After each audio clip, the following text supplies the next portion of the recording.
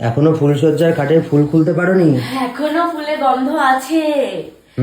8 দিন, আজকে 7 দিনের মাথায় এখনো দেখো আমাদের ফুলসজ্জার খাট এখনো সাজানো রয়েছে। মানে কি আর ঠিক আছে, আমরা একটা ফুলসজ্জার খাটটা খুলতেই মন চাইছে না, তাই না? ঘরে ঢুকলেই একটা সুন্দর ফুলের গন্ধ থাকছে, ঘরটা যেন অন্য রকম একটা ফিল পাচ্ছি, তাই না? পরের বার এসে তো আর এই ফুলসজ্জার এই সুন্দর ফুল দিয়ে সাজানো খাটটা পাবো না, তাই এটা একদম আমরা অষ্টমঙ্গলা অবধি রেখে দিয়েছি।